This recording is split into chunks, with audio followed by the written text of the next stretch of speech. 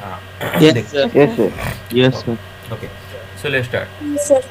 देखो, question number 12 है ना, जो लीनियर इनक्वालिटी का मिसलेनियस का क्वेश्चन नंबर 12। ये सवाल में आपका डाउट क्या है एक्चुअली बताता हूँ। ये सवाल में आपका डाउट ये है कि आप क्वेश्चन नहीं समझ पाते, दैट इज़ द प्रॉब्लम। नहीं तो आपको एक्चुअली कॉन्सेप्ट पता है, क्योंकि आपको पता है आप कैसे करना है क्वेश्चन को, बस क्वेश्चन वाले समझने की देरी है ना, वही आपका प्रॉब्लम है। तो मैं पहले क्वेश्चन को समझाता हूँ।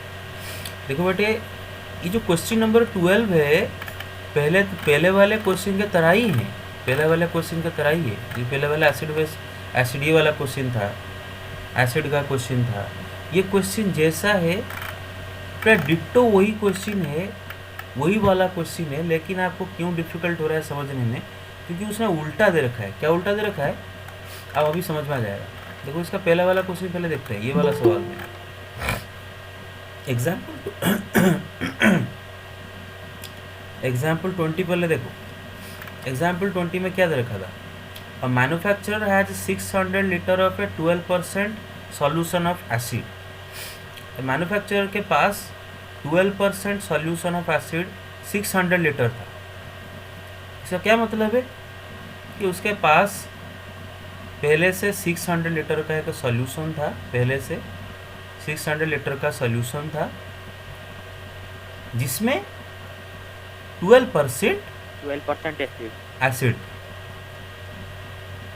ये शुरुआत में था, मैन्युफैक्चरर के पास शुरुआत में ही 600 लीटर ऑफ सॉल्यूशन था, और वो 600 लीटर सॉल्यूशन का 12% एसिड है, ठीक है ना। तो बस ठीक।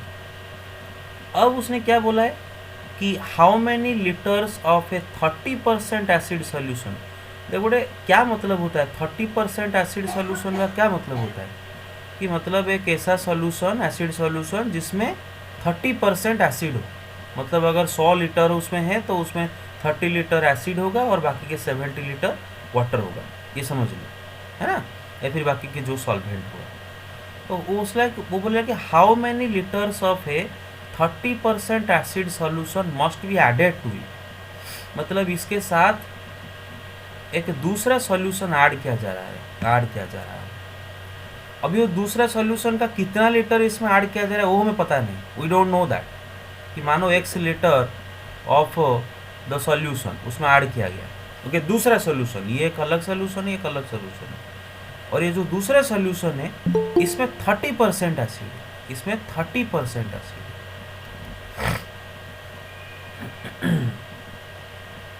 ओके। बस, जो दूसरा सॉल्यूशन है, कहाँ गया, यस, जो दूसरा सॉल्यूशन है उसमें 30% एसिड है। मतलब ऐसा समझ लो कि ये सॉल्यूशन जितना भी लीटर का होगा, मतलब जितना भी लीटर ये सॉल्यूशन आप लेते हो, उसका 30% एसिड होगा, बाकी का क्या होगा, बाकी के 70% वाटर होगा। ध्यान रखो, ठीक है ना। वाटर होगा। हाँ, Yes, sir. तो पहले तो आपको ये दो सॉल्यूशन क्या है समझना होता है, वो बहुत बड़ा बात होता है। ये जो ओरिजिनली उसके पास जो सॉल्यूशन था वो एक अलग सॉल्यूशन था, जो सॉल्यूशन ऐड कर रहा है वो एक अलग सॉल्यूशन। ओरिजिनली उसके पास जो सॉल्यूशन था उसमें 12% एसिड था, 12% एसिड था। जो सॉल्यूशन उसमें उसमें ऐड किया जा रहा है उसमें 30% एसिड है, ठीक है ना, ध्यान रखो। और कितना लीटर और सेकेंड सॉल्यूशन का ऐड किया जा रहा है वो हमें पता नहीं। मानो 1 लीटर ऑफ सॉल्यूशन ऐड किया जा रहा है जिसमें 30% एसिड है, तो दोनों को ऐड करने के बाद ज़रा सोचो कि शुरुआत में हमारे पास 600 लीटर एसिड सॉल्यूशन था, अभी उसमें 1 लीटर एक नया एसिड सॉल्यूशन डाला गया, तो अभी जो रिजल्टेंट एसिड सॉल्यूशन मिलेगा ये दो एसिड सॉल्यूशन का मिक्सचर मिल जाएगा अभी। तो अभी टोटल उसमें जो 600 प्लस। अभी जो न्यू सॉल्यूशन मिलेगा ये दोनों को ऐड करने के बाद, उसमें कितना लीटर सॉल्यूशन होगा, 600 प्लस 1 लीटर सॉल्यूशन होगा। जाहिर सी बात है, आप क्वांटिटी के बारे में सोचो ना। आपके पास एक डब्बा है जिसमें 600 लीटर सॉल्यूशन है, दूसरा डब्बा है जिसमें 1 लीटर सॉल्यूशन है। जब आप ऐड कर देते हो तो नया डब्बा में कितना सॉल्यूशन मिल जाता है आपको, 600 प्लस 1 लीटर सॉल्यूशन मिल जाता है। Get my point so far. Yes, sir. Yes, sir. Okay, Yes, sir. Okay. अब देखो बेटे, मैं आपको जो बोल रहा हूँ ध्यान से सुनो। ओरिजिनली आपके पास जो सॉल्यूशन था उसमें 12% एसिड था, 12% एसिड था। उसमें जो सॉल्यूशन आपने ऐड किए उसमें 30% एसिड था, लेकिन जब दोनों सॉल्यूशन को ऐड कर दिए तो नया सॉल्यूशन में एसिड परसेंटेज कुछ अलग हो रहा होगा, राइट? कुछ तो अलग हो रहा होगा, राइट? ये दोनों मतलब ये दोनों सॉल्यूशन को जब ऐड कर दिए, क्योंकि इसमें एसिड परसेंट, इसमें एसिड का क्वांटिटी अलग, इसमें एसिड का क्वांटिटी अलग, इसमें वाटर का क्वांटिटी अलग, इसमें वाटर का क्वांटिटी अलग, ऑब्वियसली बड़ा एसिड परसेंटेज कैसे निकाला जाता है?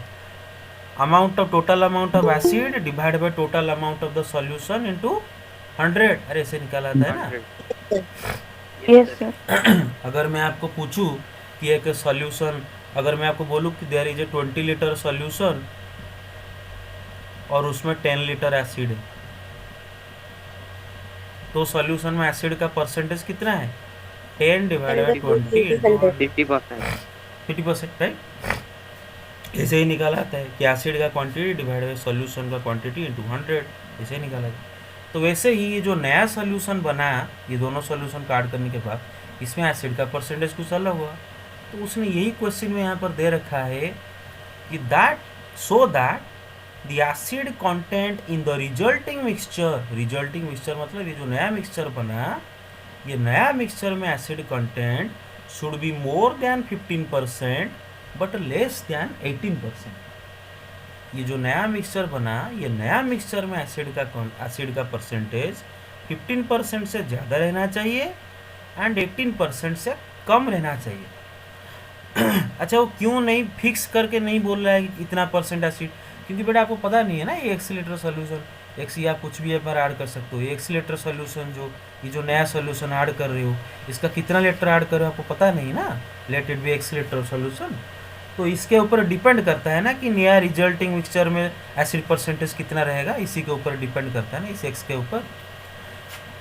मेरा बात समझ रहे हो?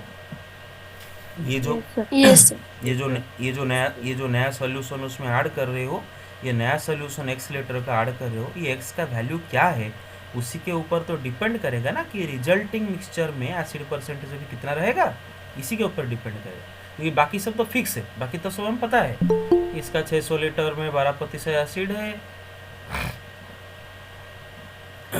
इसका एक्स लीटर में 30% एसिड है, सब पता है। क्या पता नहीं, बस एक्स का वैल्यू पता नहीं। तो इसी के ऊपर डिपेंड करता है कि रिजल्टिंग मिक्सचर में एसिड का परसेंटेज कितना रहेगा, और वो हमें बोल रहा है कि रिजल्टिंग मिक्सचर में एसिड का परसेंटेज 15% से ज़्यादा रहना चाहिए एंड 18% से कम रहना चाहिए। मेरी बात समझ रहे हो बेटे यहाँ तक? Yes, sir. Yes, sir. Yes, sir. Yes, sir. Okay Yes. Okay Yes. Okay, ठीक। अच्छा, अब एक बात बताओ बेटे, उसने हमें बोला है कि रिजल्टिंग मिक्सचर में एसिड जो नया मिक्सचर जो मिला, ये दोनों मिक्सचर को ऐड करने के बाद जो नया रिजल्टिंग मिक्सचर मिला, वो रिजल्टिंग मिक्सचर में एसिड का परसेंटेज 15% से 18% रहना चाहिए। अच्छा, तो हम देख लेते हैं लीटर में कितने लीटर से कितने लीटर के अंदर रहना चाहिए, वो भी देख लेते हैं। उसने बोल रखा है कि परसेंटेज में 15% से ज़्यादा रहना चाहिए एंड 18% से कम रहना चाहिए। लेकिन अब लीटर में देख लेते हैं कि कितने लीटर से ज़्यादा रहना चाहिए एंड कितना लीटर से कम लेना चाहिए। मेरे बात समझ रहे हो? ठीक है, okay Yes, sir. Okay okay. अच्छा, मुझे बात बताओ बेटे, ये जो नया सॉल्यूशन मिला, ये नया सॉल्यूशन में कितना लीटर एसिड है, ये तो पहले निकाल ले। ये नया सॉल्यूशन में कितना लीटर एसिड है, तो जरा बेटे देखो, ओरिजिनली आपके पास 600 लीटर का सॉल्यूशन था जिसमें 12% एसिड था। तो कितना ओरिजिनली आपके पास एसिड था, कितना लीटर ओरिजिनली आपके पास एसिड था? 600 का 12%, 12%. 600 लीटर का 12% जितना, उतना लीटर एसिड था ओरिजिनली। क्योंकि 600 लीटर सॉल्यूशन तो था, लेकिन उसमें सबके सब एसिड थोड़ी नहीं थे, उसमें 12% एसिड था। तो लीटर में कितना एसिड था ओरिजिनली? 600 इंटू 12%। अच्छा, उसमें जो ऐड किए जो नया सॉल्यूशन, वो नया सॉल्यूशन में कितना लीटर एसिड है? आपने x लीटर का नया सॉल्यूशन, यस 30%. यस, नया सॉल्यूशन x लीटर का ऐड किए, उसमें 30% एसिड है। तो जो नया सॉल्यूशन ऐड किया उसमें कितना लीटर एसिड है? x into 30%। तो जो दोनों मिक्सचर को ऐड किए, अब नया मिक्सचर में एसिड कितना लीटर हो जाएगा? इसमें जितना एसिड था जितना लीटर, प्लस इसमें जितना लीटर एसिड था, है ना, दोनों ऐड हो जाएंगे, उतना लीटर एसिड हो जाएगा नया मिक्सचर में। मेरे बात समझ रहे हो? Yes, sir. Yes, Yes, sir. sir. हाँ, तो 600 into 12% plus x into what 30%. 30% ना। तो नया मिक्सचर में इतना लीटर एसिड हो जाएगा, नया मिक्सचर में इतना लीटर एसिड हो जाएगा। मेरे बात समझ रहे हो? नया मिक्सचर में इतना लीटर एसिड हो जाएगा। और उसने बोल रखा है कि नया मिक्सचर में एसिड, नया न्यू मिक्सचर जो क्रिएट हुआ है उसमें एसिड का परसेंटेज 15% से ज़्यादा रहना चाहिए, 18% से कम रहना चाहिए। लेकिन लीटर में कितना लीटर से ज़्यादा, कितना लीटर से कम रहना चाहिए देख लेते हैं। तो ज़रा बेटे सोचो कि उसने बोला है कि नया मिक्सचर में एसिड 15% से ज़्यादा रहना चाहिए। क्या मतलब है इसका? 15% ज़्यादा रहना चाहिए मतलब क्या मतलब है? किसका 15% से ज़्यादा रहना चाहिए? जब हम बोलते हैं टोटल हाँ सर टोटल क्लास हाँ, Yes, sir. अब जरा सोचो बेटे, जब आपको कोई बोलता है कि एक मेरे पास एक सॉल्यूशन है और x लीटर का सॉल्यूशन है, मुझे पता नहीं कितना लीटर का सॉल्यूशन है बट x लीटर का सॉल्यूशन है, और उसमें एसिड परसेंटेज 12% ऑफ एसिड है, उसमें 12% ऑफ एसिड है। क्या मतलब है उसका? इसका क्या मतलब है कि 12% एसिड है? इसका मतलब है जितना भी सॉल्यूशन आपके पास है उतना सॉल्यूशन का 12%, उतना सॉल्यूशन का मतलब x लीटर का 12% जितना होगा उतना लीटर इसमें एसिड है, और बाकी का क्या होगा? वाटर होगा। मेरे बात समझ रहे हो? Clear? Yes, sir. Yes, sir. Okay, तो उसने यहाँ पर यही बोला है। तो 12% हाँ, तो उसने आपको यही बोला है कि ये जो नया सॉल्यूशन है, नया सॉल्यूशन में एसिड 15% से ज़्यादा रहना चाहिए। मतलब लीटर में एक्चुअली नया सॉल्यूशन कितना लीटर का है? 600 प्लस x लीटर का। 600%. 600 प्लस x लीटर। नया सॉल्यूशन में कितना भी नया सॉल्यूशन कितना लीटर का है? 600 प्लस x लीटर। इसका 15% जितना होगा 15%. उतना लीटर से ज़्यादा रहना चाहिए एसिड। अरे मेरी बात समझ रहे हो? अब जरा सोचो, यस सर अगर मैं आपको बोलूँ Yes, sir. मैं बोलूँ नया सॉल्यूशन का मात्रा है 600 प्लस x लीटर और उसमें 15% एसिड है, तो कितना लीटर एसिड होता है? 600 प्लस x का 15% उतना। तो बोला है 15% ज़्यादा रहना चाहिए, 15% नहीं, उससे ज़्यादा रहना चाहिए, मतलब इतना लीटर से ज़्यादा रहना चाहिए। ठीक है, अच्छा, तो कितना लीटर से कम रहना चाहिए देख लेते हैं। उसने बोला है कि 600 प्लस x लीटर का 18% से कम रहना चाहिए। मेरे बात समझ रहे हो?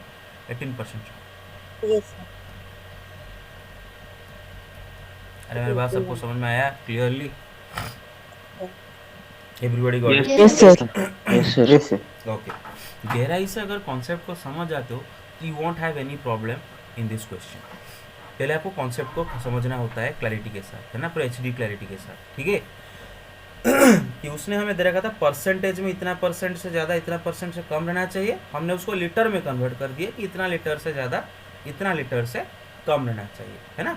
हालांकि आप परसेंटेज लेके भी कर सकते हो, लेकिन मैंने आपको समझा भी दिया था एक दिन परसेंटेज लेके, लेकिन वो थोड़ा Yes. मतलब दिखता थोड़ा नहीं, कुछ नहीं, वो भी इजी है, लेकिन मैं आपको एक ही मेथड बताता हूँ। ओके, ऐसे ही कर। गट माय पॉइंट्स ऑफ क्लियर? हमने लीटर में देखी इतना Yes, लीटर से ज़्यादा। Yes, sir. ओके, गौर करो, बीच में है क्या कि ओरिजिनल, बीच में है क्या कि फाइनल मिक्सचर में कितना लीटर एसिड है, बीच में क्या है? फाइनल सॉल्यूशन में इतना लीटर एसिड है। ये दोनों क्या है कि फाइनल लीटर में जितना लीटर एसिड है, फाइनल सॉल्यूशन में जितना लीटर एसिड है वो इतना लीटर से ज़्यादा रहना चाहिए, इतना लीटर से कम रहना चाहिए। बस काम खत्म। अभी आपका बस नेक्स्ट काम क्या है बेटे? ये इन इक्वेशन को सॉल्व करना है। और बेटे हमेशा याद रखो कि ये मल्टीप्लाई मत कर दो, क्योंकि देखो बेटे 100 अगर सब में मल्टीप्लाई कर दोगे तो पहला से 100 से छुटकारा मिल जाएगा। मेरे बात समझ रहे हो? ले लो। यस सर हाँ Yes, sir. हाँ, तो देखो बेटा 100 एक पॉजिटिव नंबर है, और जब इन लीनियर इनइक्वालिटी में दोनों साइड में पॉजिटिव नंबर मल्टीप्लाई करते हैं तो इनइक्वालिटी में कोई भी बदलाव थोड़ी ना आता है, right? No problem, no change, right? No change, inequality वही लेस देन रहेगा। तो सब में 100 मल्टीप्लाई करते तो ये 100 कट जाएगा, तो क्या रहेगा? 600 plus x into 515 less than बेटे यहाँ पर अगर एलसीएम हम 100 ले जाए, है ना, 600 into 12 plus x into 30 whole divide by 100 अगर एलसीएम ले जाए और अगर 100 मल्टीप्लाई करते हैं तो 100 कट जाता है, तो क्या रहता है खाली 600 इंटू 12 प्लस एक्स इंटू 30। अरे समझ गए? Yes, okay. और इधर भी 100 अगर कट गया तो क्या रहेगा 600 प्लस एक्स 28. इंटू 80। क्लियर? यहाँ तक क्लियर बेटे? Yes, sir. Very Yes, good, sir. Yes, sir. Very good. अब देखो बेटे, ये जो सवाल है, अच्छा सबको समझ में आया तो hello? Yes, sir. Yes, sir. yes, sir. There is no doubt? किसी को भी डाउट नहीं है? No, sir. No, किधर sir. गया? किधर गया, किधर गया? हाँ हाँ, यस, देख लो बाकी सब ठीक ठाक है तो 30%, 12%, 15%, 30%, 12%, 18%, हाँ यस करेक्ट है, ठीक है, बस सब करेक्ट। तो अब देखो बेटे, मैंने आपको बताया था कि जब लीनियर इनइक्वालिटी में जब ऐसे ऐसे इसको क्या बोलते हैं बेटे? डबल इनइक्वेशन बोलते हैं। क्या बोलते हैं? डबल इनइक्वेशन, है ना। और डबल इनइक्वेशन में अगर बेटे आपके सिर्फ और सिर्फ सेंटर वाले इसी में अगर x रहता है और ये दोनों अगर कांस्टेंट रहते हैं, अगर ये दोनों कांस्टेंट रहते हैं तो आप साइमल्टेनियसली इसको सॉल्व करोगे। मेरे बात समझ रहे हो? साइमल्टेनियसली इनको सॉल्व करोगे, कैसे भी करके बीच में x को अकेला करोगे। लेकिन यहाँ पर क्या है बेटे कि सेंटर में x होने के साथ साथ इसमें भी x टर्म है, इसमें भी x टर्म है। मेरे बात समझ रहे हो? देख रहे हो? इसमें भी देखो, लेफ्ट वाले भी इसमें भी x टर्म है। तो इस सिचुएशन में आपको क्या करना पड़ेगा? ये डबल इनइक्वेशन को साइमल्टेनियसली सॉल्व नहीं करोगे। क्या करोगे? इसको सॉल्व करोगे, इसको सॉल्व करोगे। डबल इनइक्वेशन मतलब उसमें दो दो इनइक्वेशन मिलके हैं। ये कि सिस्टम है, सिस्टम ऑफ टू इनइक्वेशंस। ये दोनों इनइक्वेशन को इंडिविजुअली सॉल्व करोगे, करने के बाद दोनों का जो कॉमन सोल्यूशन आएगा दैट इज योर आंसर। मेरा बात समझ रहे हो? क्योंकि ये भी होना है एंड ये भी होना है। दोनों इन इक्वेशन को सॉल्व करोगे, सॉल्व करने के बाद जो कॉमन सॉल्यूशन आएगा वही आपका आंसर है। I hope you get it. खुद से कर Yes, सकते हो। Yes, sir. जैसे कि देखो देखो, पहला वाला इन इक्वेशन को सॉल्व किया और उसका वैल्यू है x should be greater than 220। दूसरा वाला इन इक्वेशन को सॉल्व किया, उसका सॉल्यूशन है x should be less than 300। तो एक का सॉल्यूशन आता है x 120 से ज़्यादा होना चाहिए। दूसरा डबल इनइक्वेशन है, दो दो इनइक्वेशन था, दूसरा इनइक्वेशन का सॉल्व है x should be less than 300। तो मतलब दोनों होना है क्योंकि डबल इनइक्वेशन है, दोनों होना है, दोनों सिस्टम में ये भी सेटिस्फाइड होना है, ये भी सेटिस्फाइड होना है।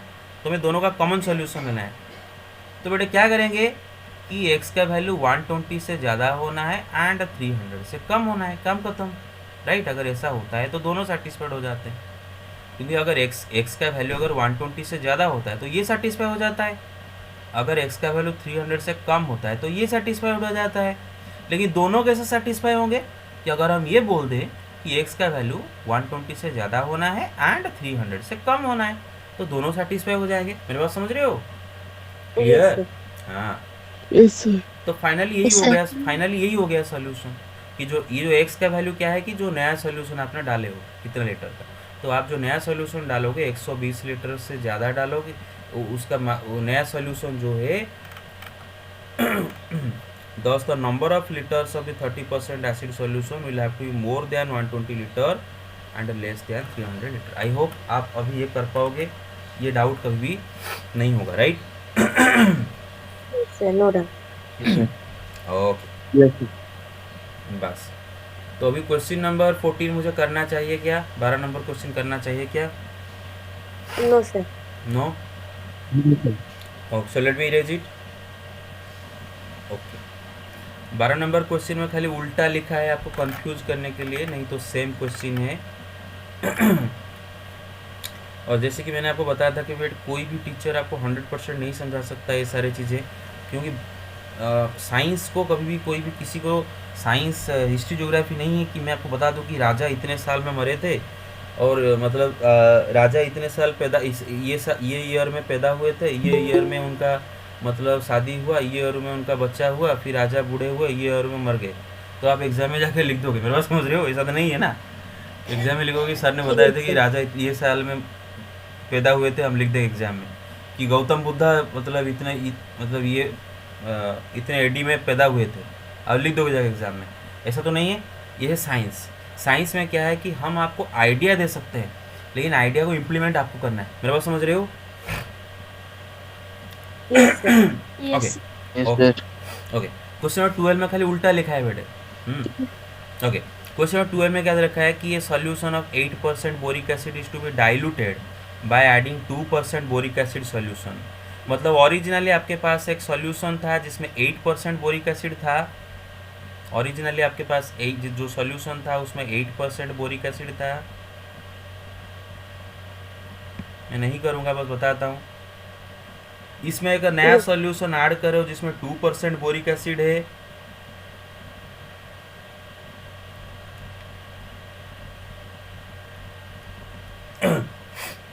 और ये जो लिखा है टू बी डाइल्यूटेड, इसका मतलब बड़ा साफ है ना। आप मतलब इसका मतलब ये क्यों कर रहे हो, पर्पस दे रखा है। सही बात है ना बेटा। आप अगर आप सोचो, आप केमिस्ट्री लैब में मतलब डाइल्यूशन वगैरह का किए हो कि नहीं? हेलो सॉरी, आपका लैब तो नहीं हुआ है। सॉरी, आपका लैब नहीं हुआ है। Sorry sorry sorry sorry sorry sorry. अच्छा, हाँ, तो हाँ सुनो बेटा, डाइल्यूशन का मतलब क्या होता है कि hello listening. Yes, sir. Yes, sir. Yes, sir. हाँ, Yes, sir.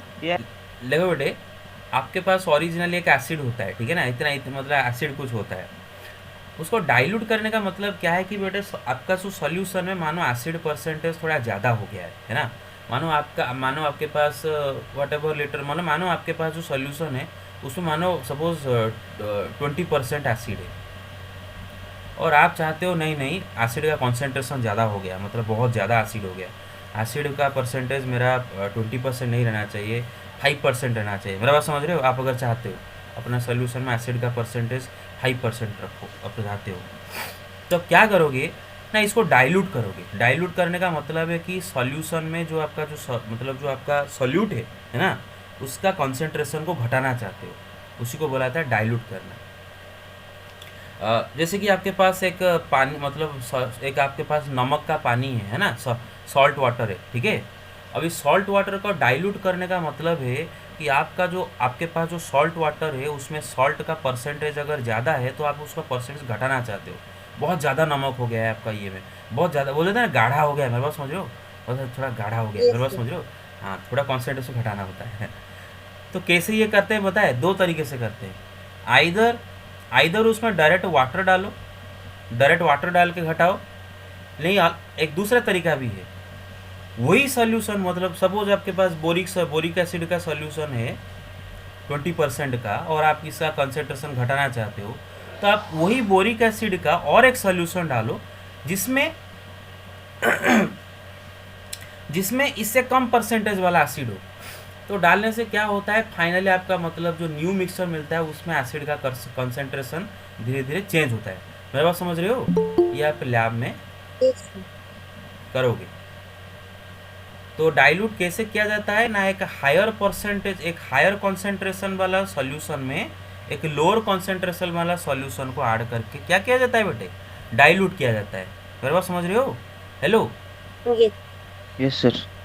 Yes, sir. हाँ बस। तो यहाँ पर भी वही वो कर रहा है कि आपके पास 8% बोरिक एसिड है और आप चाहते हो कि उसको डाइल्यूट करने के लिए, तो उसमें क्या कर रहा है कि कम परसेंटेज वाले सोल्यूशन, एक बोरिक एसिड का और एक सोल्यूशन जिसमें उससे कम परसेंटेज बोरिक एसिड है 2%, उसको ऐड करके डाइल्यूट किया जाएगा। लेकिन सवाल वही है।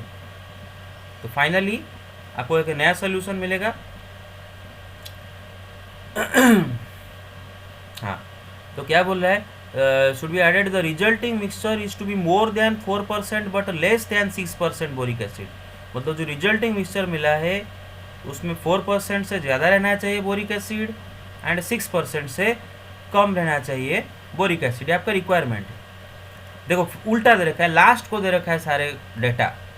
If we have 640 liters of 8% solution, ये जो शुरुआत में आपके पास जो 8% सॉल्यूशन था ना, वो कितना लीटर का था वो नहीं दिया था ना शुरुआत में, वो लास्ट को जानबूझ कर कंफ्यूज कर Yes, दिया। हाँ, तो आपके जो 8% सॉल्यूशन था बोरिक एसिड का 640 लीटर वाला था, मेरे बात समझ रहे हो, 640 लीटर सॉल्यूशन था, इसमें 8% बोरिक एसिड था। उसमें जो ऐड किए जो नया सॉल्यूशन, मेरे बात समझ रहे हो, वो कितना आपको पता नहीं, Yes. x लीटर का मानो वो कितना आपको पता नहीं, ठीक है। अभी ऐड करने के बाद नया सॉल्यूशन कितना हो जाएगा, 640 प्लस x लीटर, अरे समझ रहे हो Yes, sir. ना, बाकी तो प्रोसीजर वही है, Yes, sir. बाकी तो प्रोसीजर वही है। अच्छा अच्छा, अगर सवाल आपको ऐसा दे कि आपके पास ओरिजिनली मानो 640 लीटर का एसिड था जिसमें 8% बोरिक एसिड था, और आप इसको डाइल्यूट करना चाहते हो, और डाइल्यूट करने के लिए मैंने अभी बोला क्या करना चाहिए, उसमें लोअर कॉन्सेंट्रेशन का एक सॉल्यूशन ऐड करना चाहिए, एक ऐसा सॉल्यूशन, मतलब एक गाढ़ा मतलब सॉल्यूशन को अगर थोड़ा मतलब उसका मतलब सॉल्यूट का कॉन्सेंट्रेशन अगर घटाना चाहते हो तो उसमें अगर थोड़ा सा लाइट सॉल्यूशन ऐड करते हो, राइट। हाँ, तो लाइट सॉल्यूशन ऐड करो या फिर डायरेक्ट खाली वाटर भी ऐड करो, चलेगा। अरे मेरी बात समझ रहे हो, यस सर, हाँ। Yes sir, Yes. Milk man क्या करता है बेटे, मिल्क में लाके पानी, अरे मिल्क एक सॉल्यूशन होता है, पता है ना भाई, milk is a solution. Yes, yes sir, हाँ, यस सर, Yes, उसमें- sir. Yes, sir. हाँ, उसमें पानी मिलाया था ना ताकि मिल्क का कॉन्सेंट्रेशन घट जाए, हाँ, और क्वांटिटी बढ़ जाए, राइट। बस तो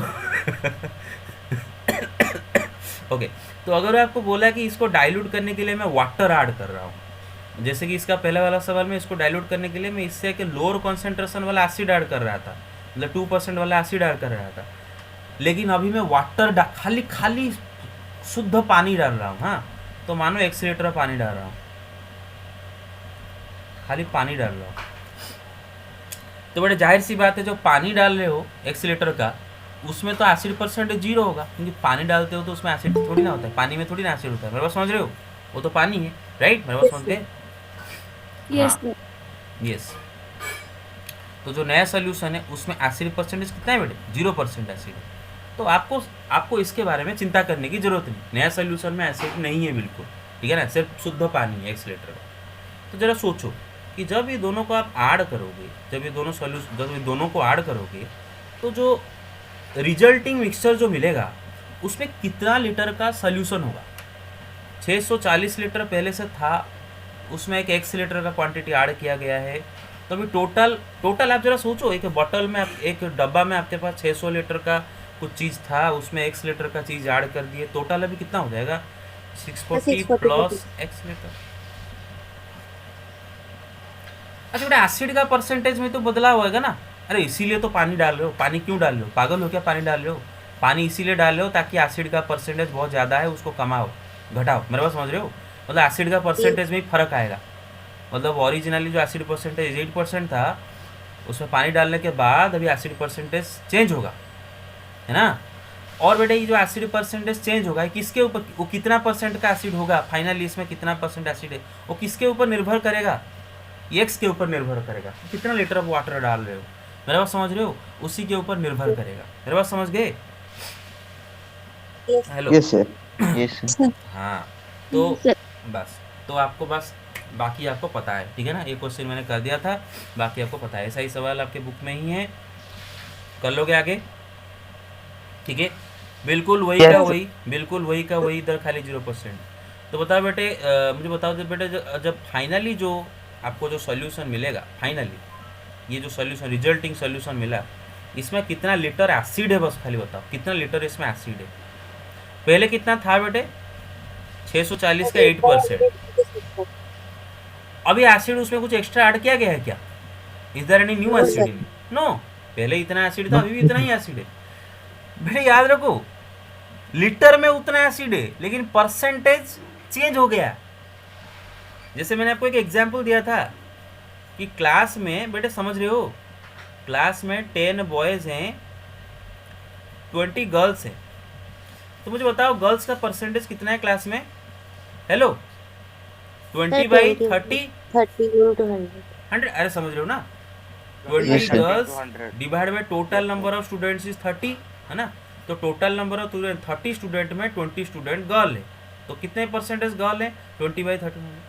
अब मैं अगर बोलूँगा कि नहीं मेरा क्लास में गर्ल थोड़ा ज़्यादा हो गया, तो मैं थोड़ा उनको डाइल्यूट करूँगा मतलब क्या है कि मैं मतलब मैं इस क्लास में से गर्ल नहीं निकालूंगा। Number of boys will be हाँ, मैं इस क्लास में गर्ल नहीं निकाल दूंगा। मैं दो काम कर सकता हूँ। एक, इसमें एक लेके और एक क्लास के साथ मर्ज कर सकता हूँ जिस क्लास में इससे कम नंबर ऑफ गर्ल्स हों, या फिर और एक काम कर सकता हूँ, डायरेक्ट कुछ एक्स्ट्रा बॉयज ला के ऐड कर दूंगा। मेरे बात समझ रहे हो? Yes sir. Yes, sir. Yes, sir. मानो मैं क्या किया, ये जो क्लास पहले से था इसमें लाके और एक्स्ट्रा 5 बॉयज ऐड कर दिया। अब देखो बेटे, गर्ल्स का नंबर में कोई परिवर्तन नहीं हुआ। गर्ल्स का नंबर वही 20 का 20 है, लेकिन क्योंकि गर्ल्स नंबर चेंज नहीं की, गर्ल्स नंबर वही 20 का 20 है, लेकिन percentage of girls will change, क्योंकि टोटल स्टूडेंट बदल जा रहा है। पहले आप जो 20 गर्ल का परसेंटेज निकाल रहे थे 30 स्टूडेंट के ऊपर, लेकिन अभी स्टूडेंट कितने हो गए बेटे? 35 स्टूडेंट हो गए अभी टोटल। मेरे बात समझ रहे हो? Yes sir. अभी देखो गर्ल का परसेंटेज कितना निकलेगा? 20/35 इंटू 100, मतलब गर्ल का परसेंटेज तो बदलेगा ना, नंबर सेम है लेकिन परसेंटेज तो बदल गया। क्लियर? Yes sir. ओके। उसी तरह बेटे फाइनल ये में एसिड का लीटर तो इतना ही है, लेकिन हाँ इतना ही है, 600 का 8%, लेकिन ये बदल जाएगा, परसेंटेज बदल जाएगा। मेरे बात समझ रहे हो? Hello? Yes Yes, sir. sir. बस ठीक है। Yes, sir. ओके, चलो आगे चलते हैं। तो बस अब मैं सेट खाली आपको थ्योरी रिवाइज करवा देता हूँ। अच्छा, और लीनियर इक्वालिटी कोई डाउट है? सिर्फ एनसीईआरटी से बोलो, इज देयर एनी डाउट?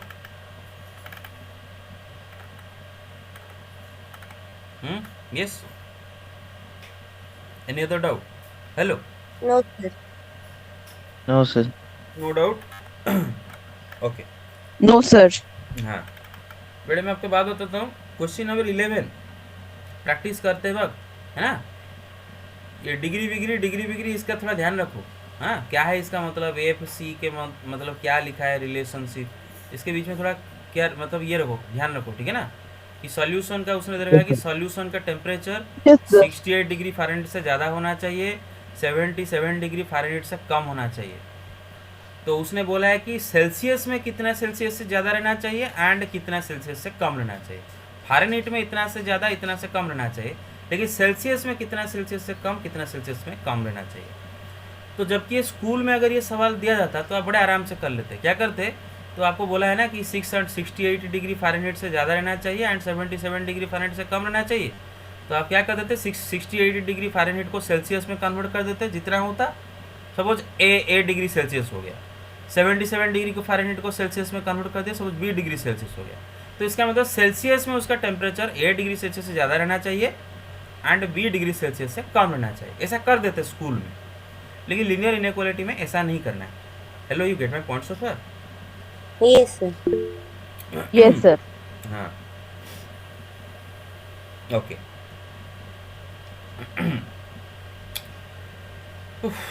ठीक है, चलो आगे चलते हैं। बस और भी और खाली 30 मिनट्स करेंगे। 30 मिनट्स में खाली रिवाइज करवा दूंगा। Hello everybody listening, hello? Yes sir. Yes, हाँ। sir. Yes, Yes, sir. sir. Yes, sir. हाँ, यस सर।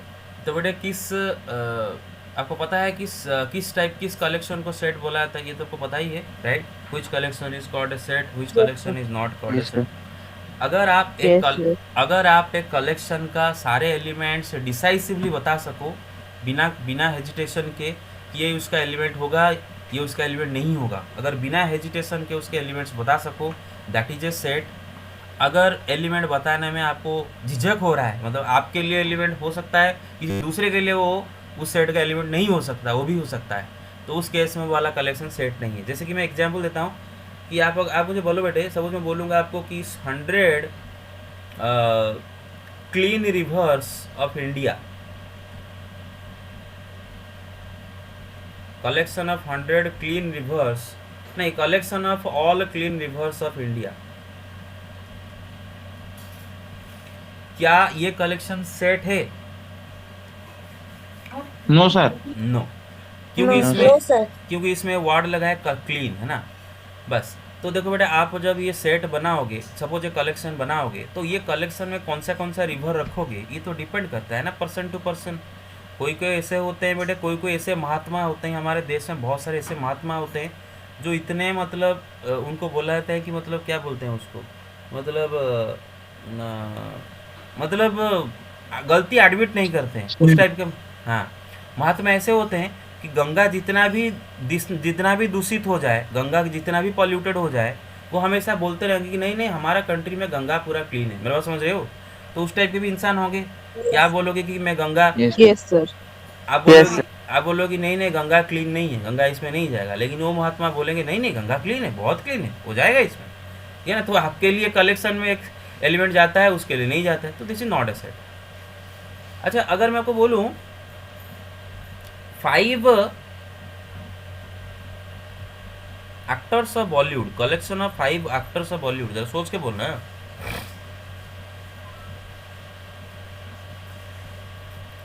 क्या होगा? ये सेट होगा कि नहीं होगा? बताओ। No, sir. It is not a set. No, sir. No, sir. Not a very good. कारण क्या है? यहाँ पर तो कोई भी एडजेक्टिव मैंने यूज नहीं किया हूँ, फिर भी क्या क्यों? Sir, because there are many actors, they can be varied from person to person. Yes, कौन सा 5 एक्टर को लेंगे यार? भारत में तो लाखों एक्टर्स है, कौन सा 5 एक्टर को लिया जाए? You get it? So confusion है ना। So this is also not a set. Very good, very good. अच्छा, एक्सीलेंट, वेरी गुड। तो ये हो गया। अच्छा, सेट को रिप्रेजेंट किया जाता है रोस्टर फॉर्म में या फिर टैबुलर फॉर्म में, या फिर इसको और क्या बोला जाता है बेटा? लिस्टिंग मेथड बोला जाता है। क्या बोला जाता है? लिस्टिंग मेथड बोला जाता है ना, लिस्टिंग फॉर्म। या फिर आप उसको सेट बिल्डर मेथड में भी रिप्रेजेंट करते हो। और बेटे देखो, सेट बिल्डर मेथड को भी हम बोलते हैं रूल मेथड। क्या बोलते हैं बेटे? क्या बोलते हैं? Rule method. Rule method. तो याद रखो बेटे, रोस्टर मेथड या फिर टैबुलर मेथड या फिर लिस्टिंग मेथड अलग है, और सेट बिल्डर मेथड जो है रूल मेथड वही है ना। तो ध्यान रखो इन दोनों के बीच में, क्लियर? अंतर ध्यान रखो। अच्छा, तो बाद में देखेंगे, उसके ऊपर सवाल देखेंगे। पहले तो एम्प्टी सेट।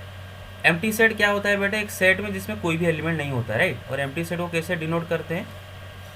ऐसे डिनोट करते हैं, राइट। ऐसे डिनोट करते हैं, देखो ऐसे ऐसे ऐसे डिनोट करते हैं, है ना।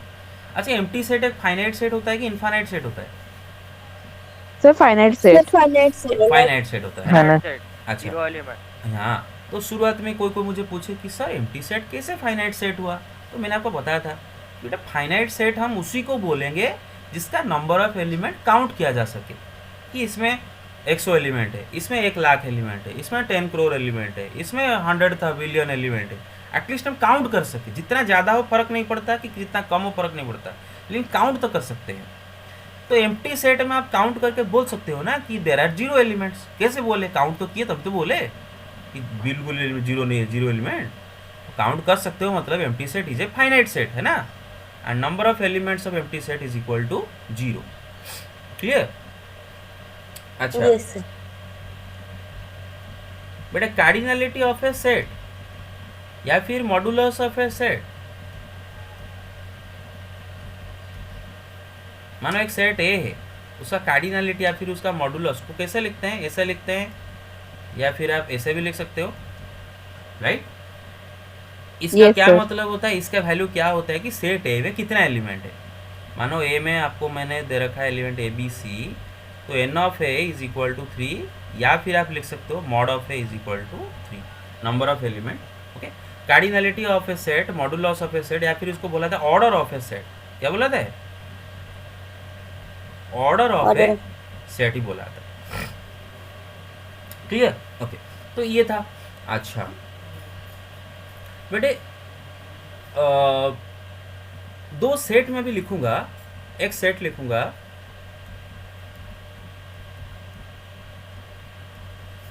और एक सेट लिखूंगा,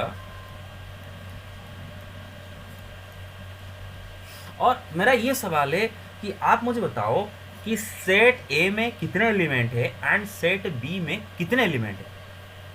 तो सेट ए में 3 एलिमेंट है और बी में भी 3 element. Sir, both 3 elements. Very good. क्योंकि बेटा आपको याद होगा कि ए में, मतलब कोई भी सेट में हम एलिमेंट को रिपीट नहीं करते। अगर वो रिपीट लिखा गया है तो बस उसको एक ही बार काउंट किया जाएगा।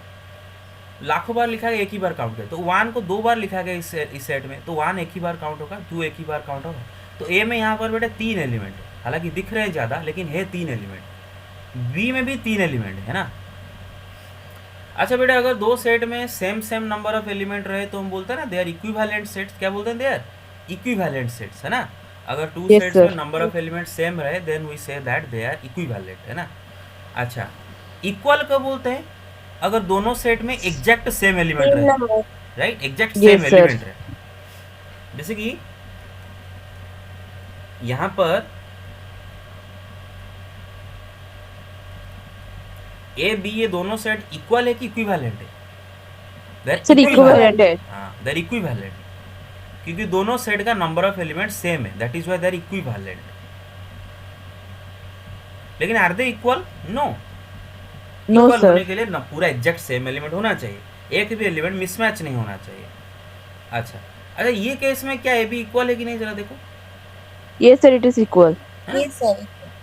ए में एलिमेंट है 1 2 5, बी में भी एलिमेंट है 1 2 5। अच्छा, बी में एलिमेंट लिखा है 1 5 2। बेटा ऑर्डर मैटर नहीं करता है, लिस्टिंग में ऑर्डर मैटर नहीं Yes. करता है ना।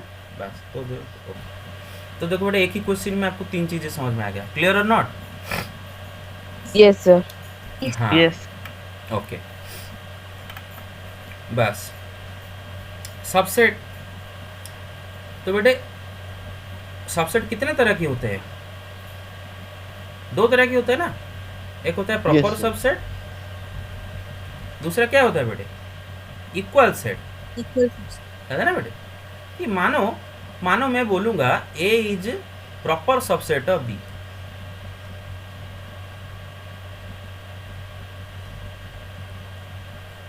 या फिर मैं बोलूंगा A is equal to B. क्या है इसका मतलब? इन दोनों के बीच में अंतर क्या है? अगर मैं बोलता हूं A is proper subset of B, इसका ये मतलब है कि ए बी का सबसेट तो है बट बी ए का सबसेट नहीं है। मेरा बात समझ रहे हो? ए बी का तो सबसेट है, Yes, sir. लेकिन Yes, sir. बी ए का सबसेट नहीं है। इस केस में बोलते हैं A is proper subset of B, और इस केस में बी को क्या बोलते हैं ना, B is super set of A. मेरा बात समझ रहे हो? Yes, Yes, sir. एग्जाम्पल मैंने बोला था कि आपके मतलब आप हो सबसे, आप हो प्रॉपर, आप हो अपने पापा के प्रॉपर सबसेट। मेरा बात समझ रहे हो? आप अपने पापा के प्रॉपर सबसेट हो, है ना। क्योंकि आपके पास जो है सब कुछ पापा के पास है, पापा से ही आप लिए हो। लेकिन पापा के पास जो कुछ है वो सब कुछ आपके पास नहीं है, पापा के पास कुछ एक्स्ट्रा है। मेरा बात समझ रहे हो? तो पापा है सुपर सेट और आप Yes, हो sir. प्रॉपर सबसेट, है ना। ध्यान रखो। ओके, एग्जाम्पल ए में 1 2, बी में 1 2 3। तो अब देख सकते हो बेटे, यहाँ पर ए बी का सबसेट जरूर है, क्योंकि ए का हर एक एलिमेंट बी में है। लेकिन क्या बी ए का सबसेट है? नो, बी में कुछ एक्स्ट्रा एलिमेंट है ना, बी का हर एक एलिमेंट ए में थोड़ी ना है। You get my point so far? Yes, sir. Yes, sir. Yes हाँ, अच्छा। इक्वल सेट क्या होता है कि अगर मैं बोलता हूँ A is equal to B, इसका यही मतलब है कि यहाँ पर ए बी का सबसेट है एंड बी भी ए का सबसेट है। मतलब ए के पास जो है वो सब कुछ बी के पास है एंड बी के पास जो है वो भी सब कुछ ए के पास है। मतलब ए बी दोनों में एग्जैक्ट सेम एलिमेंट है, जो ए के पास है वो बी के पास है, जो बी के पास है वो ए के पास है। मतलब दोनों के पास पूरा एग्जैक्ट सेम एलिमेंट है। तो इस केस में हम क्या बोलते हैं? A is equal to B. अरे मेरे पास समझ रहे हो? Example Yes, sir. Yes, sir. ए में 1 2, बी में भी 1 2। तो यहाँ पर देखो, ए बी का सबसेट है क्योंकि ए का हर एक एलिमेंट बी में है, बी भी ए का सबसेट है, बी का भी हर एक एलिमेंट ए में है। तो इस केस में हम क्या बोलते हैं? A and B are equal to each other. जैसे एग्जाम्पल, आप और आपके सिबलिंग, आप और आपके सिबलिंग, सिबलिंग मतलब आपके भाई बहन, है ना। आप हो इक्वल से, जो कुछ आपके पास है, आपके सिबलिंग, सपोज आपके पास जो भी है आपका भाई के वजह से वही है ना। अरे मेरा समझ रहे हो? सपोज इक्वल एज का भाई है, मेरे बात समझ रहे हो? एक एग्जाम्पल में बता रहा हूँ। Yes, sir. हाँ ठीक है, मेरे बात समझ गए? ओके, बस हाँ ओके, बस तो ये गया। अच्छा, तो सबसेट दो तरह के होते हैं, प्रॉपर सबसेट, इक्वल सेट। लेकिन जब हम खाली सबसेट बोलते हैं, जब हम खाली सबसेट बोलेंगे, सपोज मैं बोलता हूँ A is subset of B, A is subset of B, symbolically मैं ऐसे लिखता हूँ। तो इसका क्या मतलब है कि यहाँ पर मैं बोल रहा हूँ कि ए बी का सबसेट है। अभी वो ए बी का प्रॉपर सबसेट भी हो सकता है या फिर उसके साथ इक्वल भी हो सकता है, वो हमें पता नहीं। बस हमें इतना पता है कि ए बी का सबसेट है। मतलब ए के पास जो भी है वो सब कुछ बी के पास है, लेकिन ए बी का प्रॉपर सबसेट है कि इक्वल सेट है अभी तक इस स्टेटमेंट से पता नहीं चलता है। मेरे बात समझ रहे हो? खाली अगर सबसेट Yes. होता। हाँ, Yes. Yes, sir. Yes yes, very good very good very good. Finite infinite समझ गए।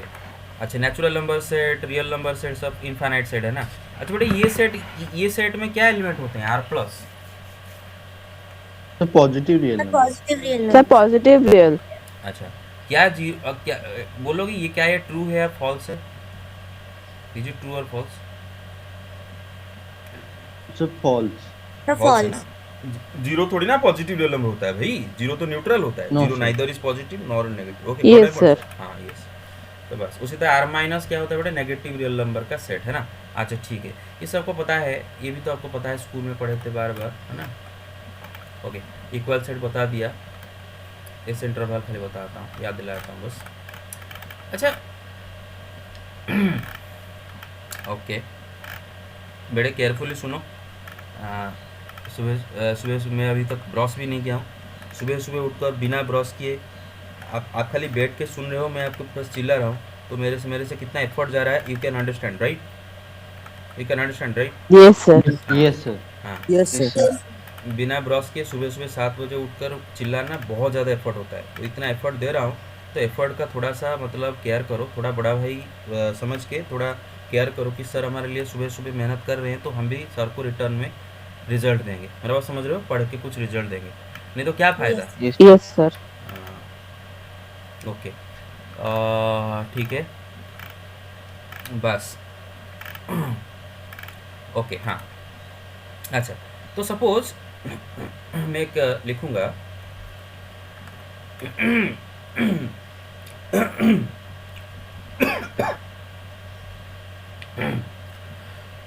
अच्छा सपोज मैं एक सेट लिखूँगा 1 4 9 16 25। तो एक सेट है, इसमें क्या क्या एलिमेंट है बेटे बताओ? 1 4 9 16 25।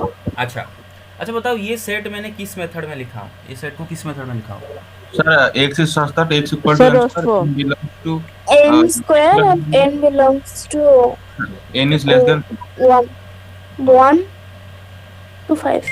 1 to 5, वेरी गुड। तो जैसे कि आप देख सकते हो कि ये सेट हमारे पास रोस्टर में या फिर लिस्टिंग में या फिर टैबुलर में लिखा गया है।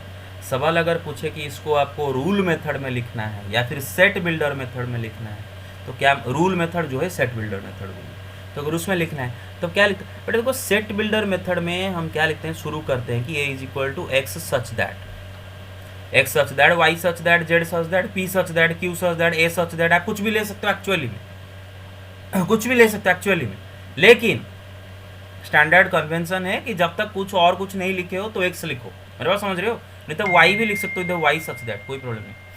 अच्छा, और ये एक्स क्या है बेटे? सेट ए के अंदर जितने सारे एलिमेंट है ना, ये सबका एक्स ये किसी इनमें से कोई भी हो सकता है। X represents 1, x represents 4, x represent मतलब सेट ए का हर एक एलिमेंट को एक्स रिप्रेजेंट करता है ना। तो x such that x is equal to n square, n is natural number and n का वैल्यू 1 से लेके 5 तक है। क्लियर?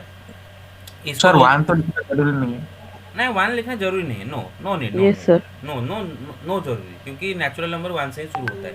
जब तक आप कुछ नहीं लिखे हो तो आप इधर खाली n less than equal to 5 भी लिख सकते हो। लेकिन हाँ, मैं अगर शुरू करता है 9 से या फिर 4 से, तो अब लिखना पड़ता है कि 2 से शुरू हुआ है, 3 से 1 से ही तो नेचुरल नंबर शुरू होते हैं, तो इसमें कोई बड़ा बात नहीं है, कोई लिखने की ज़रूरत नहीं है। अच्छा, दूसरा बात है बेटा, आप सबको आई थिंक ये सेट बिल्डर मेथड समझ में आता है राइट? मुझे कौन बताएगा what is this? Yes sir. What is this? ये है क्या? Sir, unique property. हाँ, वेरी गुड। यह है unique common property of elements of A, है ना। सेट ए के जितने सारे एलिमेंट है सबका यूनिक कॉमन प्रॉपर्टी है। क्या है यूनिक कॉमन प्रॉपर्टी? वो सब किसी ना किसी नंबर का स्क्वायर है। जिस नंबर का स्क्वायर है वो एक नेचुरल नंबर है। एंड वो नेचुरल नंबर 1 से लेके 5 तक है। अगर इनमें से कोई एक भी आप मिस कर देते हो तो इसका प्रॉपर्टी मतलब आधा अधूरा रह गया। अगर आप अगर मिस कर दोगे कि n belongs to capital N, तो क्या समझा जाएगा कि एन का वैल्यू 1 से लेकर 5 तक कोई भी रियल नंबर आप ले सकते हो जिसका स्क्वायर इसमें है, जबकि वो गलत बात है ना। तो आपको ये भी मेंशन करना पड़ेगा n belongs to capital N, n का वैल्यू 1 से 5 तक भी मेंशन करना पड़ेगा। अच्छा, अगर मैं यहाँ पर डॉट डॉट डॉट डॉट दे दूँ, बट मुझे पता नहीं कि पहला प्री टेस्ट में आपसे भी क्यों किए थे, बहुत सारे अच्छे अच्छे बच्चे भी कर दिए थे।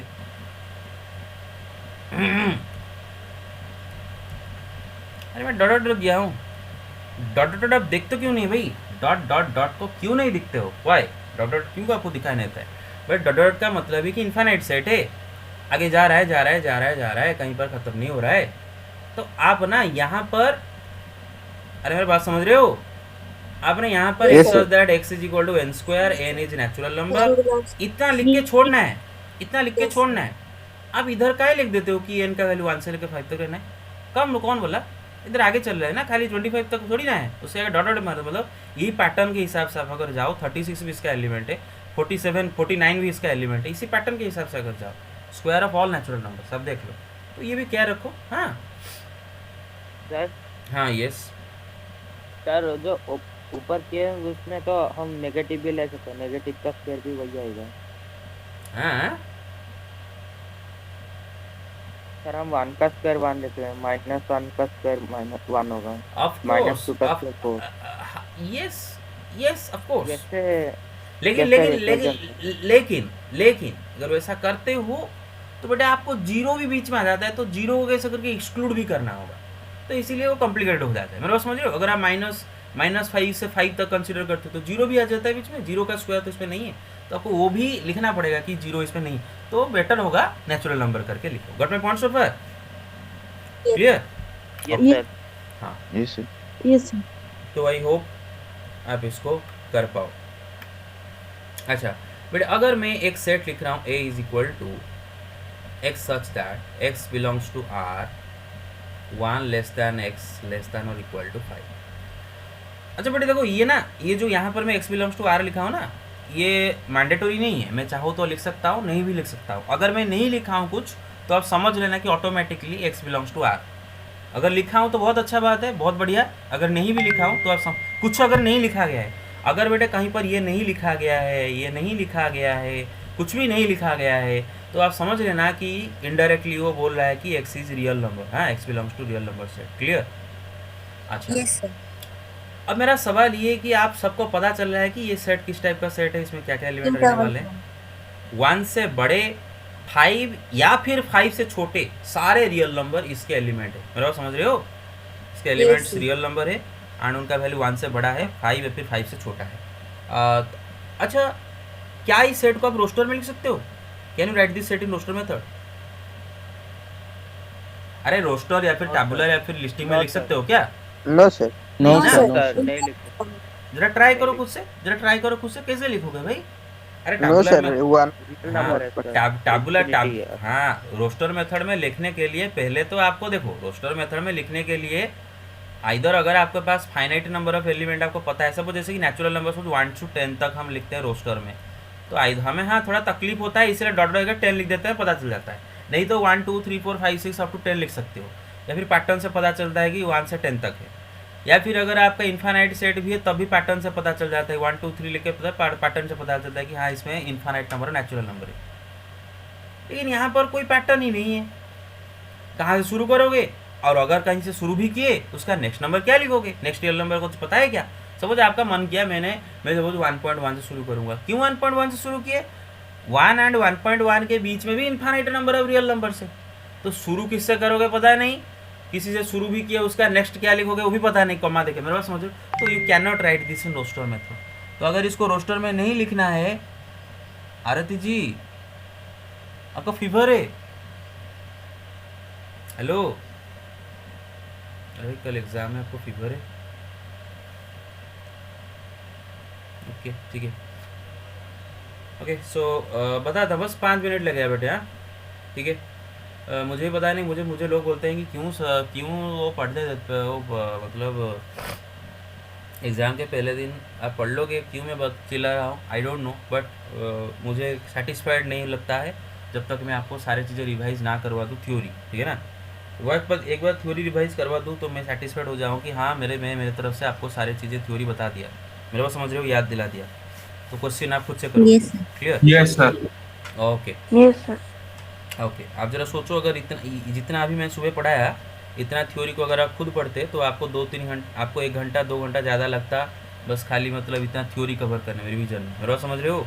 तो मैं आपको थ्योरी रिवाइज करवा दिया सुबह सुबह उठ के, तो I think it will be beneficial to you. Yes, अच्छा, sir. तो इस सेट को हम नहीं लिख सकते रोस्टर में, लेकिन इसको हम सेट बिल्डर में लिख पाएंगे और एक मेथड में भी लिख पाएंगे। वो क्या बोलता है बेटा, इंटरवल मेथड में। क्या लिखते हैं इस सेट को और एक मेथड में?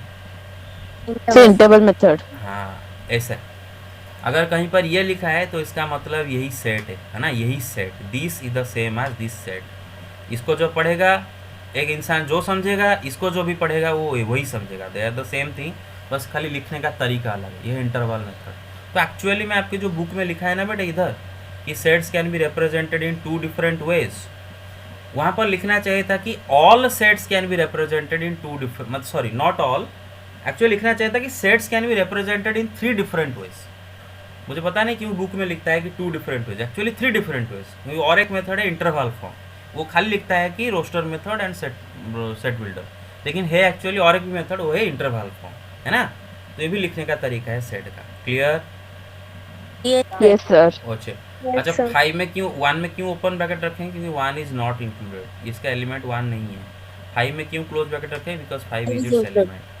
अच्छा अच्छा, इस इंटरवल का लेंथ क्या है? What is the length of this interval?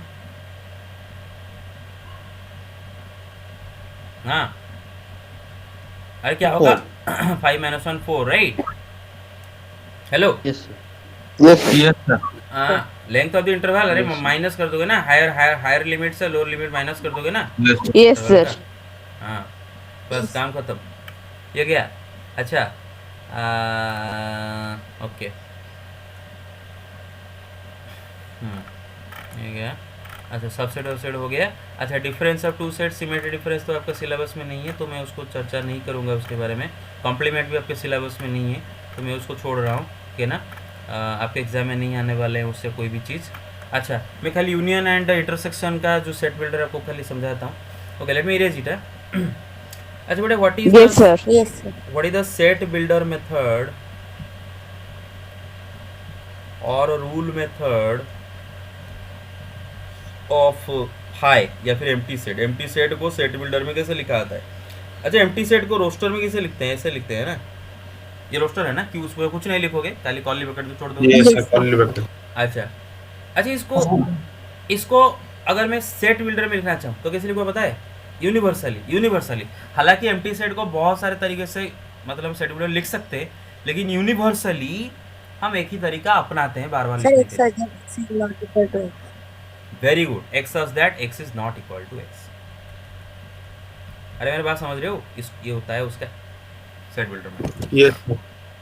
Yes, कैसे sir. पता चला? कोई इंसान अगर आके अगर इसको पढ़ता है, तो वो क्या समझता है? मानो उसको 5 कुछ भी लिखा नहीं, आप कुछ मत देखो, इसे मत छोड़ दो, इसे छोड़ दो।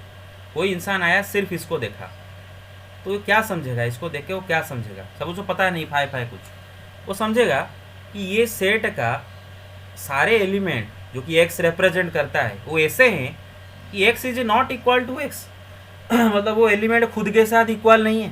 अरे ऐसा कैसे संभव होगा? ऐसा कौन सा एलिमेंट आप इस सेट में रखोगे जो कि खुद ही के साथ इक्वल नहीं है? Is there such element which is not equal to itself? हमें तो पता है ना, दुनिया का हर चीज़ खुद ही के साथ इक्वल होता है, तो असंभव बात हुआ ना, इट इज इम्पॉसिबल। तो सच एक्स डज नॉट एग्जिस्ट, ऐसा एक्स एग्जिस्ट ही नहीं करता, तो ये एम्प्टी सेट है। क्लियर? Yes, sir. सबू ये से सर Yes, sir. कहे सब पी जाऊँ ढक ढक कि एग्जाम रे गाड़ी दौच, सबू ढक ढक कि पी कि सबू एग्जाम रे जाके सब गाड़ी दौच। कथा बुझेलानी? Hello, Yes, sir. हाँ, आगे सर ये गुड़ाक तो माड़ुआ गुड़ाक, पुओ पिला गुड़ा तो माड़ुआ गुड़ाक, झील पिला प्राय भल गुड़ा भल अच्छा सब पुओ पिला गुड़ाक माड़ुआ गुड़ाक। Yes, sir. झील पिला गुड़ाक प्राय सब भल पढ़ुं टे मैंने कहते एक्चुअली रेस्पॉन्ड कर पुओ पिला अधे अच्छे दले माड़ुआ जो दिन स्कूल खोल एमती छेची जे सबूतक पूरा जीक छुट्टी जाकर जो खाई पी जो चर्बी तक देहरे होती फैट तक अरे हिंदी हिंदी बोलता हूँ कोई हिंदी उड़िया नहीं समझ रहा होगा नहीं। हाँ मैं बोल रहा हूँ कि जो बॉडी में जितना चर्बी बेटा जमा हुआ है ना मतलब पूरा ये छुट्टी में खा पी के घी का भात बिरयानी मटन फटन खा के जितना चर्बी जमा हुआ है ना मेरे पास समझ रहे हो। Sir. Yes, Yes, sir. sir. Yes, sir. अरे गर्ल्स नहीं, गर्ल्स को थोड़ी ना पीटूंगा मैं, बॉयज़ के बारे में बात कर रहा हूँ। गर्ल्स नहीं, बॉयज़ के बारे में बात कर रहा हूँ। बॉयज़ का जितना चर्बी जमाट हो गया है बॉडी में, पीट के चर्बी निकाल दूंगा। और बेटे मैं उनको ज़्यादा पीटूंगा जिनका पेट निकला हुआ होगा, जिनका पेट निकला होगा, है ना। बोला था बेटे छुट्टी में खा पी के पेट मत फुला देना भाई, थोड़ा एक्सरसाइज करके बॉडी को फिट रखना, ठीक है। ओके ओके तो बेटा ये गया हमारा सेट फाइनाइट सेट का रोस्टर मेथड, एम्प्टी सेट का roster method, right. Hello Yes, sir. Yes, sir. हाँ देखो यूनियन ऑफ टू सेट्स बेटे अगर दो सेट को यूनियन करते हैं, मानो ए बी को यूनियन करते हैं, जो मैं बताऊंगा धड़ाधड़ यूनियन के ऊपर सारी चीज़ें चर्चा कर देंगे एक ही साथ धड़ाधड़ 5 मिनट में।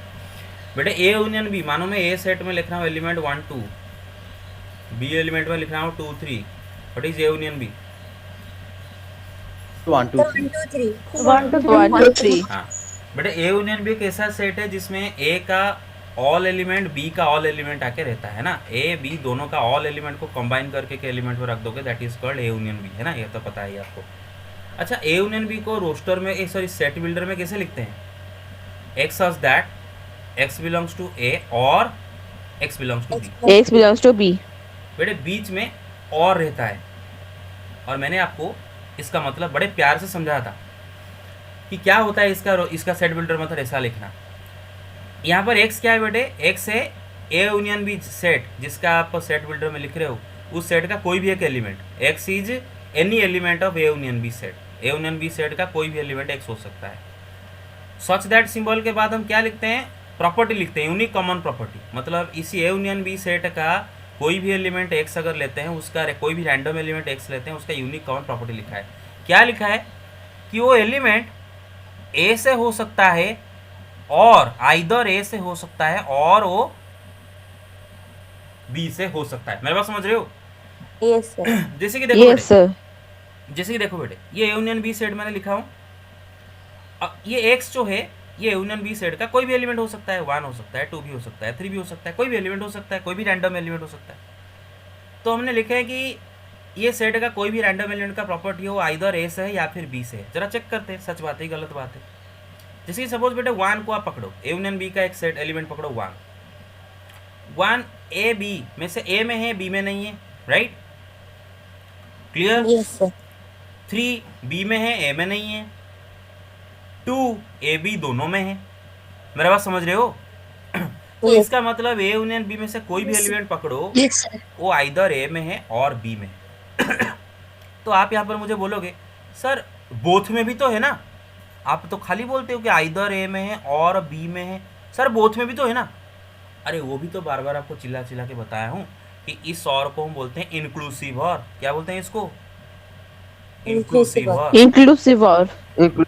इंक्लूसिव और मतलब ये दोनों को भी अलाउ करता है, मतलब ये कि एक स्पेशल टाइप का और है, ये एक स्पेशल किस्म का और है, नॉर्मल और नहीं है, ये थोड़ा अलग सा और है, ये दोनों को भी अलाउ करता है। मतलब एक से ए को बी को दोनों को ही बिलोंग करेगा तो भी चलेगा, ठीक है ना। तो आइदर दिस और बोथ, ठीक है ना। तो इस और को बोलते हैं इंक्लूसिव और। तो अगर हम बोलते हैं कि x बिलोंग्स टू ए और x belongs to B, then this implies x belongs to A union B.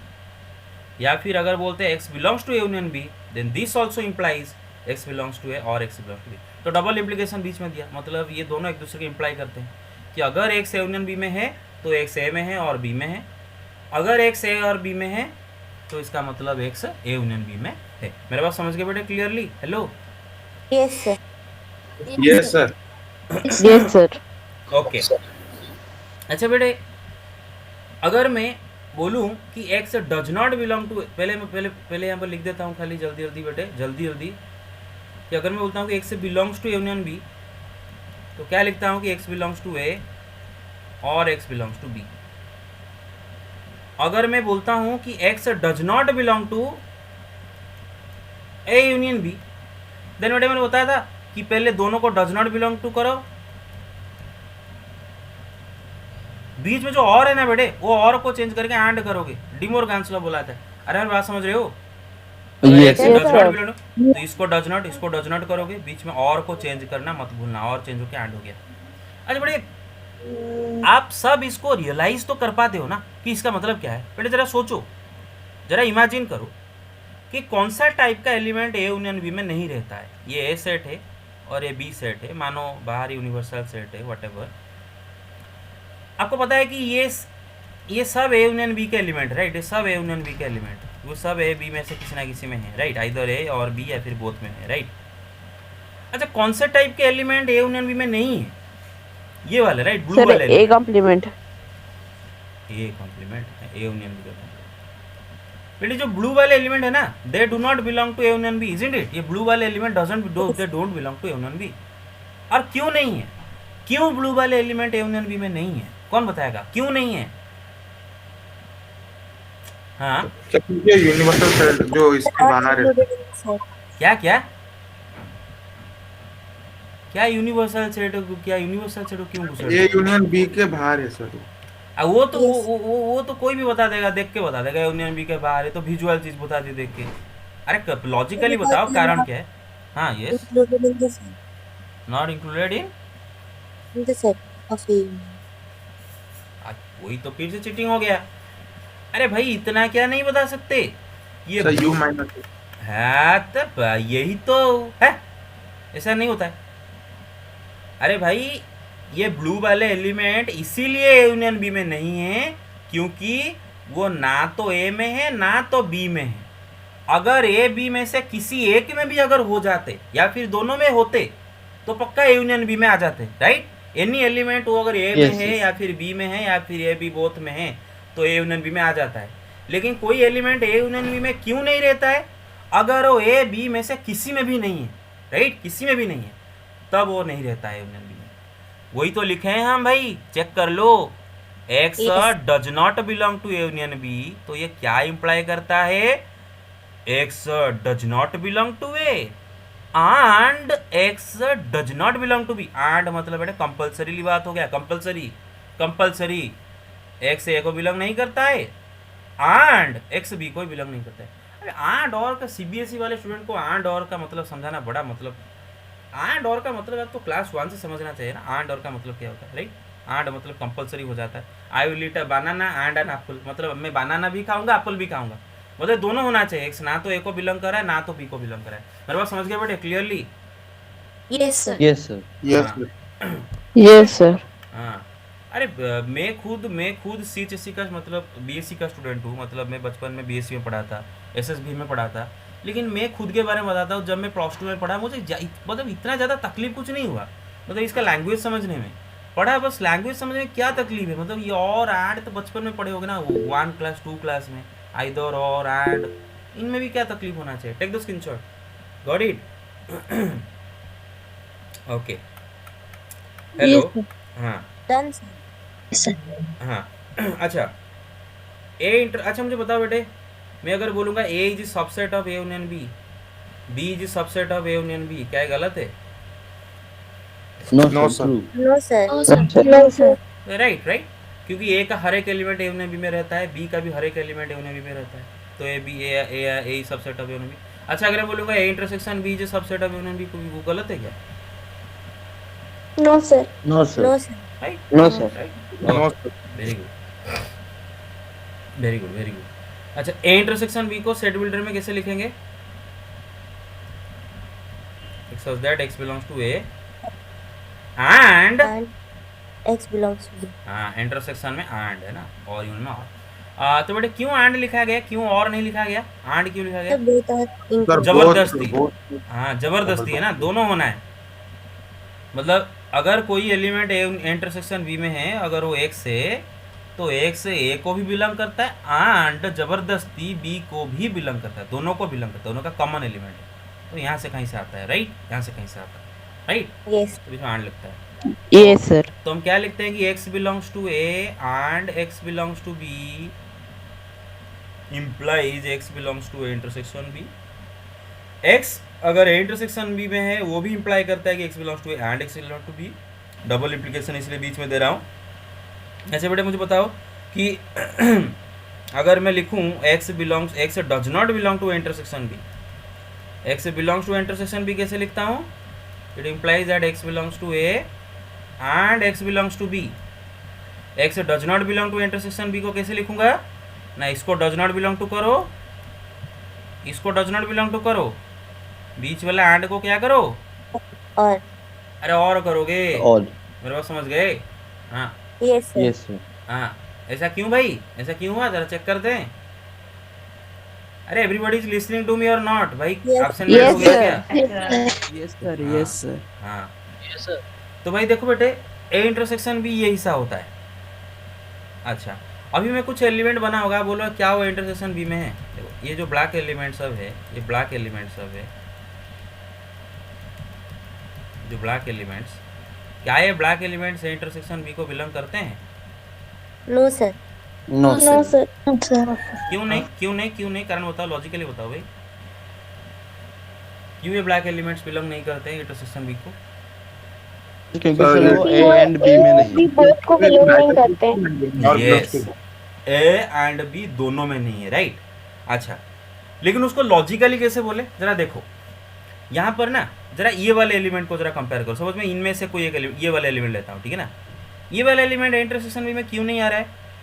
क्योंकि ये ए में तो है लेकिन बी में नहीं है, दोनों में होता तभी आता। ये वाला एलिमेंट क्यों नहीं आ रहा है? क्योंकि ये बी में तो है लेकिन ए में नहीं है। ये वाला एलिमेंट क्यों नहीं आ रहा है? क्योंकि ए भी किसी में भी नहीं है। मेरे पास समझ लो, ए भी किसी में भी नहीं है। Yes, sir. तो तीन टाइप के एलिमेंट इंटरसेक्शन बी में नहीं आते हैं। एक जो कि ए में है बी में नहीं है, दूसरा जो कि बी में है ए में नहीं है, तीसरा जो कि ए भी किसी में भी नहीं है। क्योंकि इंटरसेक्शन बी में सिर्फ और सिर्फ वही एलिमेंट रहेंगे जो दोनों का कॉमन एलिमेंट हो, ठीक है? तो वही हम लिखेंगे कि अगर एक्स इंटरसेक्शन बी में नहीं है तो इसका ये मतलब है कि आइदर एक्स ए में नहीं है और एक्स बी में नहीं है। आइदर एक्स ए में नहीं है, या तो एक्स ए में नहीं होगा या फिर एक्स बी में नहीं होगा। फिर आप बोलोगे सर ये वाले एलिमेंट का क्या, जो कि ए बी दोनों में भी नहीं होगा, ये वाले एलिमेंट का क्या? मैंने बताया ना, इंक्लूसिव और है। अरे मेरे बात समझ रहे हो? दोनों को भी अलाउ करता है। Yes, sir. मतलब अगर Yes, दोनों sir. में भी Yes, नहीं है sir. तब भी आ जाएगा, तब भी आ जाएगा does not belong to intersection B. तो ध्यान दो, जो नहीं समझ पाए डोंट वरी, तो इसका मतलब आप जिंदगी भर कभी भी नहीं समझ पाओगे। अगर इसको अभी नहीं समझ पाए तो जिंदगी भर कभी नहीं समझ पाओगे, क्योंकि जितने बार मैं समझा चुका हूँ, जो समझने वाले बच्चे हैं वो समझ गए होंगे, जो नहीं समझे हो अभी तक इसको, तो फ्यूचर में कदापि नहीं समझ सकते। मुझे जहाँ तक पता है, और समझने के लिए आपको बहुत ज़्यादा मेहनत करना पड़ेगा, जो कि आप नहीं करोगे, आई नो। तो रट्टा मारो कि एंड को चेंज करके और करोगे और ये दोनों को डज नॉट कर दोगे। रट्टा मारो, gate my point so far? Clear? चलो। Yes. Yes, sir. हाँ तो बेटा बताओ। Thank you sir. अरे कौन से थैंक यू सर बोला? अरे थैंक यू सर कौन बोला? No sir, no sir.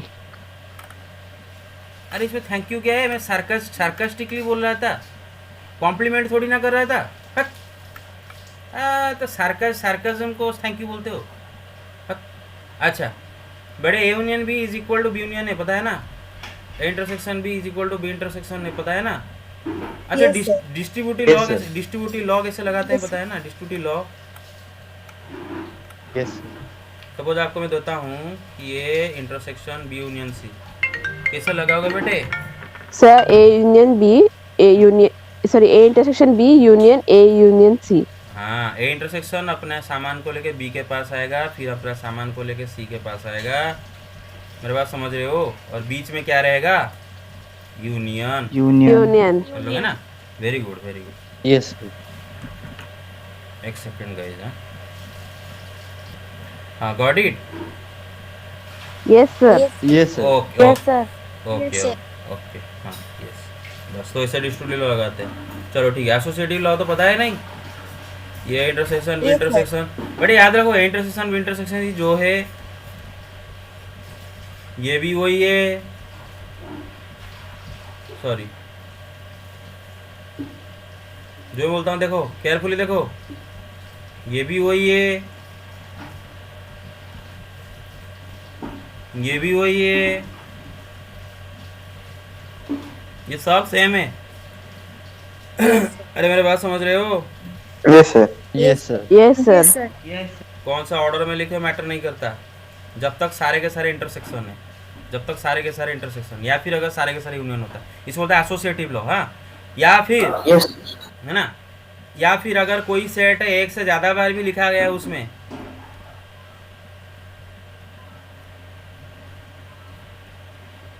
ये इसका मतलब ही वही है इंटरसेक्शन बी इंटरसेक्शन सी है ना ए को 2 बार लिखा गया है बी को 3 बार लिखा गया है सी को 2 बार लेकिन इसका मतलब वही है intersection B intersection C clear चलो ठीक है तो आई होप खत्म हो गया अच्छा बेटे कार्डिनलिटी ऑफ यूनियन बी का फॉर्मूला क्या है बेटे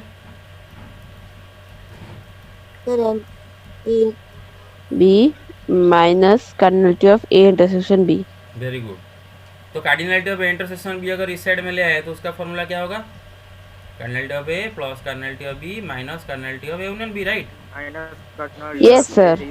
very good okay cardinality of A union B union C बता दो बस छोड़ दूंगा बताओ The cardinality of A, A, cardinality of B, B, cardinality of C minus Not C. cardinality of A intersection C, cardinality of B intersection C, plus cardinality of A intersection B.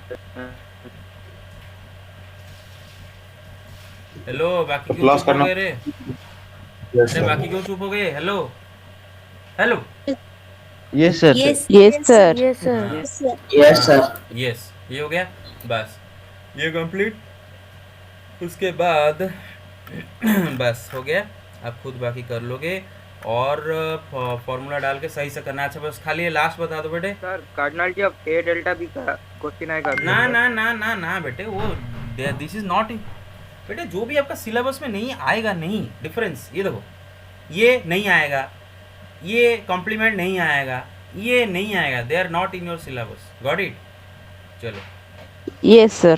हाँ तो जो सवाल में difference दिया है जो सवाल में कॉम्प्लीमेंट दिया है दो सवाल में डेल्टा दिया है वो नहीं आएगा ठीक है चलो छोड़ो उसको अच्छा मुझे बताओ वैसे बेटे अगर एक सेट में 5 एलिमेंट है दूसरा सेट में 7 एलिमेंट है तो बेटा मुझे बताओ पहले ए इंटरसेक्शन बी में मिनिमम कितने मिनिमम कितने एलिमेंट रह सकते हैं minimum minimum A intersection B में So 5. Sir, Five. अरे का अरे नशा करके आए हो क्या सुबह सुबह Sir, Sir, sir. 0, sir, 0. Sir, zero. Sir, thigh. हाँ जीरो ना हाँ मैं बोल रहा हूँ कि ए इंटरसेक्शन बी में मिनिमम कितना एलिमेंट रह सकते हैं भाई ए बी में कॉमन मिनिमम 0 एलिमेंट रह सकते हैं मतलब ऐसा हो सकता है कि उनमें से उनमें कोई भी एलिमेंट कॉमन नहीं है पांचों के ये 5 ये 7 ये सब एक दूसरा अलग एलिमेंट है there is no element common between है 0 से थोड़ी ना कम कोई कॉमन एलिमेंट हो सकता मतलब कम हो सकता है भाई क्लियर Yes, अच्छा Yes, sir, yes. Yes, sir. हाँ मैक्सिमम वैल्यू बताओ Sir, five. 5. Five. ये सिचुएशन कब क्रिएट होगा जब ए बी का सबसेट हो जाएगा राइट ए का हर एक एलिमेंट अगर बी में रह जाएगा तो पूरा ए का सारे पांचों के पांचों बी में कॉमन आ जाएगा राइट मेरे पास समझ रहे हो ओके Yes. और Yes, sir. ओके 5 से ज़्यादा नहीं तो नहीं 5 से ज़्यादा कॉमन तो नहीं हो सकते कि मानो वो कोई बोल दिया कि 6 एलिमेंट इन दोनों के बीच में कॉमन है कहाँ से है बे ए में तो 5 एलिमेंट है 6 के तरह कॉमन आ गया दोनों में क्लियर हाँ बस Yes, sir. हाँ अब बताओ ये बताओ जल्दी बताओ खत्म हो जाएगा ठीक है अबे जाके सो तो नहीं जाओगे ना अरे गलती No, हो जाएगा। sir. Yes, sir. No, sir. अरे कौन बोला भी ये सर अरे कौन बोला ये सर जाके सो जाऊंगा हेलो सो जाए कौन बोला ये सर सर उसका गलती से निकल गया Sir, मैंने बोला. हाँ अच्छा बताओ ए यूनियन पे मिनिमम कितने एलिमेंट रहेंगे बताओ जल्दी बताओ Sir, seven. मैक्सिमम कितना रहेंगे Sir, maximum 12 12. 12. ठीक है Sir, Clear? maximum 12. Very good. Yes, Yes, sir. sir. Okay ठीक है, सबको पता है। बहुत बहुत मतलब वेरी गुड। चलो थैंक यू वेरी मच। मैंने सेट करा दिया, कॉम्प्लेक्स नंबर करा दिया, सब रिवीजन मैंने जितना हो सका करा दिया। और बहुत खुशी हुआ, बहुत सारे बच्चे थे और जो कुछ नहीं है वो तो पता है उनका पनिशमेंट क्या है। भी कुछ नहीं बोले थे मुझे, कुछ भी इन्फॉर्मेशन प्रायर इन्फॉर्मेशन नहीं दिए। आरती जी का तबीयत खराब अटेंडेंस है। लेना है क्या? हाँ ये सो जा, अटेंडेंस ले जाओ, मुझे अटेंडेंस लो। आरती जी का डाल देना उसमें। अच्छा बड़े गुस्सा हो जा रहे हो क्या मुझ पे? मतलब इतना No, सब पढ़ा- sir. No, sir. No, sir. No, sir. No, sir. No, sir.